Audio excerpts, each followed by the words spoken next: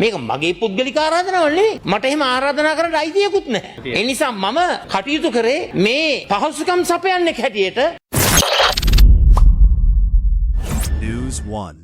මම නීති සංගමේ සභාපතිතුමාට ආරාධනා කිරීමේ සියලු ලිපිගොනු මම හැන්සාට් ගත කරා සභාගත කරා. එතුමත් සමග ඒ ලිපි ගනුදෙනු කරන අතරතුර ඒවා පිළිබඳව ගරු කතානායකතුමාවත් මම දැනුවත් කරලා තිබෙනවා. ඒ වගේම නීතිඥ සංගමයක් ඒ දැනුවත් කිරීම පිළිබඳව ගරු කතානායකතුමාවත් ගරු සභානායකතුමාවත් දැනුවත් කරලා තිබෙනවා. මේ තියෙන ඒ සියලුම ලිපි ටික මම මේක දැන් මම සදාචාර සම්බන්ධව මම කටයුතු කරේ මේ ලිපි කිසිම දෙයක් මම මාධ්‍ය වලට දුන්නේ නැහැ. නමුත් දැන් මම හැම ලිපියක් මොකද මේක පෙන්වන්න හදනවනේ මේ විපක්ෂ නායකවරයාගේ ආරාධනාව, විපක්ෂ නායකවරයාගේ යෝජනාව. විපක්ෂ නායකවරයා මේ සභාගර්භයේදී කිව්වේ ගරු කතානායකතුමාගෙන් ඉල්ලීමක් කරා 225ම සම්බන්ධ කරන්න කියලා. මේක මගේ පුද්ගලික ආරාධනාවක් නෙවෙයි. මට එහෙම ආරාධනා කරන්න අයිතියකුත් නැහැ.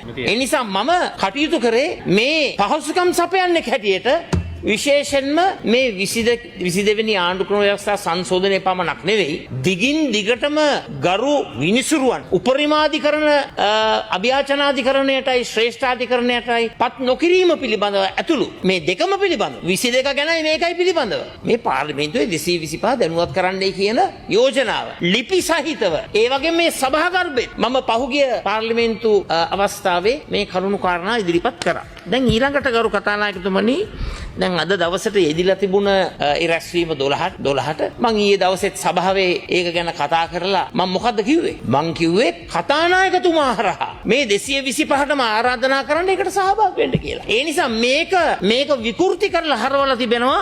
ඇත්ත වශයෙන්ම මේක විපක්ෂ නායකවරයාගේ ආරාධනාව කියලා. ඒක සම්පූර්ණයෙන්ම වැරදි. ඊළඟ කාරණා මම කියන්න කැමතියි ගරු කතානායකතුමා. Okay, honorable leader of the opposition, just a clarification. ගරු නියෝජ්‍ය කතානායකතුමාට I have given enough time for you.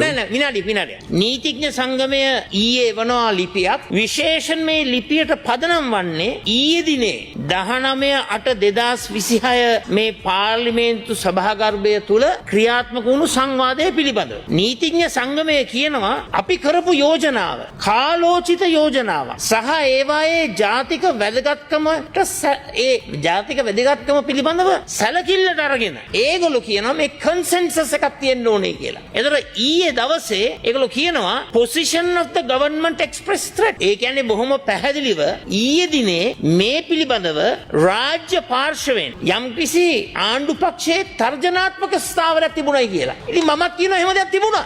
ඊයේ මේ සභාගර්භයේ මේ සියලු ක්‍රියාකාරකම් පිළිබඳව ඒ කතා කරපු සමහර ගරු මන්ත්‍රීතුමන්ලා මන්ත්‍රීතුමියන්ලා කොහොම තර්ජනාත්මක විදියට කතා කරේ.